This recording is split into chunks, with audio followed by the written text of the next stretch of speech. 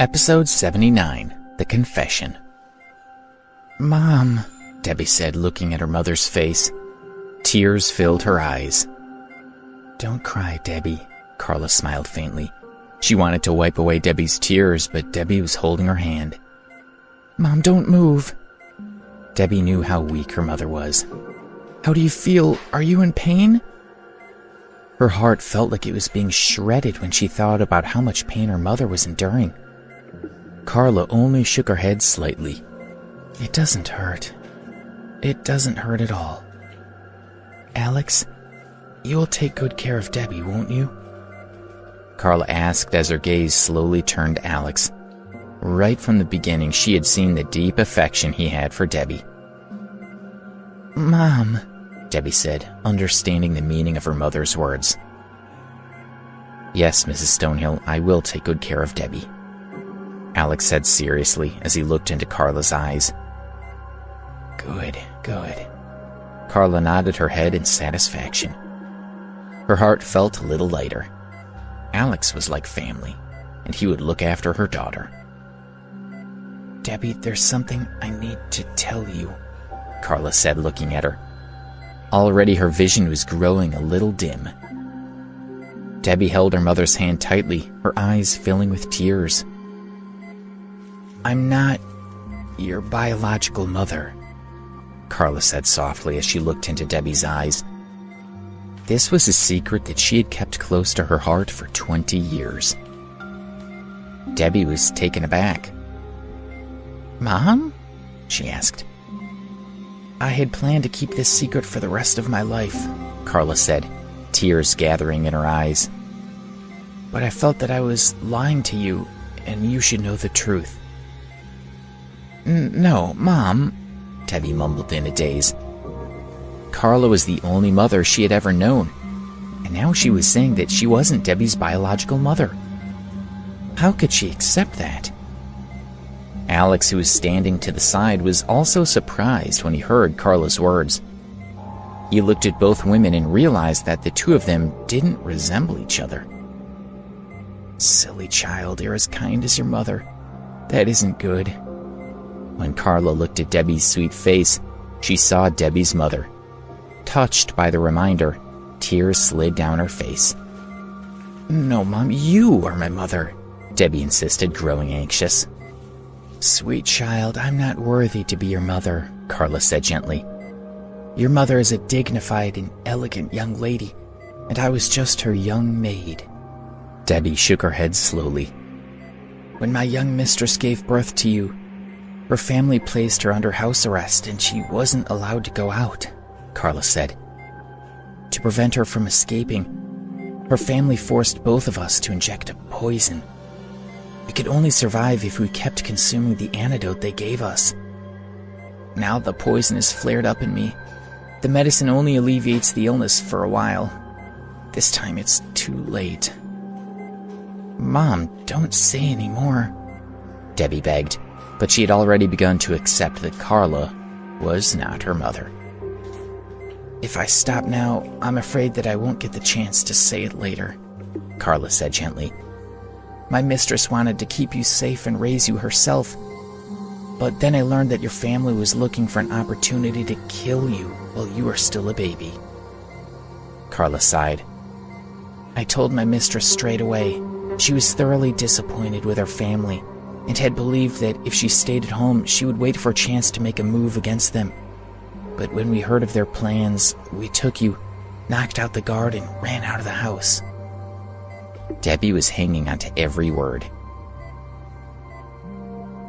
"We were very careful," Carla continued, "but we were still discovered by the family. In the end, we were forced onto a cliff. They surrounded us, and my mistress wanted to go back with them and then find an opportunity to escape later. But the leader of the search party wanted to kill my mistress.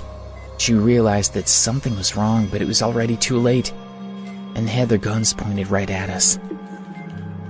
"Oh!" Debbie couldn't help but exclaim softly. Alex's mouth also dropped open a little. "The men were smiling, so sure of their victory," Carla said. "But then my mistress suddenly hugged me and we climbed down the cliff a little. I was so scared that I closed my eyes. Then through the whistling wind, I heard her saying, "Carla, take the child." I looked up and saw my mistress giving me a beautiful smile, and then she turned around and threw herself off the cliff. By the time I realized her intention, it was too late. Carla started to cry. I'm sorry, mistress."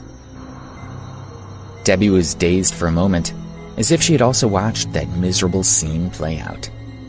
Then Carla began to cough violently. "Mom, put the oxygen mask back on," Debbie said, trying to put the mask on her. "Let me finish," Carla insisted, turning her face away. She knew how sick she was. The mask wasn't going to make a difference. "My poor young mistress," Carla sobbed. "And there you were, still looking at me innocently, not understanding what had happened at all. I heard someone saying that they were coming down to search for us, so I didn't dare to stay there any longer. I carried you and left quickly." A few days later, Carla had carried Debbie into a small town in the Northeast and started a new life. "Mom." Debbie kept trying to put Carla's oxygen mask back on, but Carla wouldn't let her. "Debbie," she said, "take off the jade pendant I'm wearing." Debbie carefully removed the pendant from around Carla's neck. The green part of the pendant faded to crystal white, and there were a few strands of red mixed in it at the end. It looked quite extraordinary. Carla had been wearing it for as long as Debbie could remember. She'd always wondered how a poor family like hers could have such a nice-looking pendant. She had asked Carla, but she had never received an answer. "This pendant belonged to my mistress," Carla said, her voice growing weaker. "I think you should wear it. It belongs to you." "Alex?" Carla said, focusing on him with great effort. "Yes?" he said seriously. "All these years Debbie has suffered just like me," Carla said, her voice growing feeble. "She's too kind, just like her mother, and I worry that she'll be bullied. Since she's chosen you, I hope that you'll treat her well and protect her from being hurt again." Her eyelids were growing heavier and heavier, and she had to fight hard to keep them from closing. She had to hear Alex's answer. "Okay," he said solemnly. "I promise that, as long as I'm around, I won't let Debbie get hurt. No matter how much I'm injured, you can depend on me." "Thank you," Carla said. "I'm so relieved." A faint smile appeared on her face. She no longer had the strength to move, and her breathing slowed. "Stop talking," Debbie said. "Please put on the oxygen mask." She was afraid Carla would waste even more energy trying to speak. "I really miss my mistress," Carla said softly as she slowly closed her eyes. "I really miss her." "You need to rest," Debbie said. She picked up the oxygen mask and pulled it toward Carla's face. But out of the corner of her eye, she saw Carla's hand slide down the bed. It lightly brushed Debbie and then stopped moving.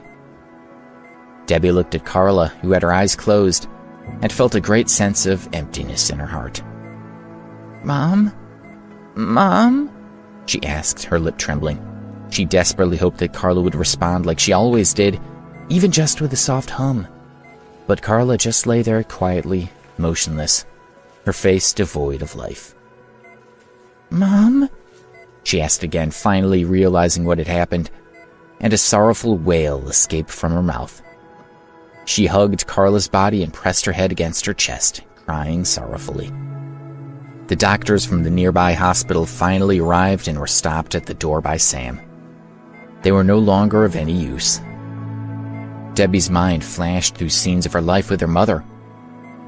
She didn't care about her biological mother. She only knew that Carla was the one who had known her and loved her the most.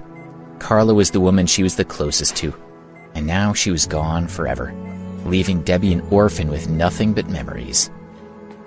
5 minutes passed, then 10 minutes, half an hour, 1 hour.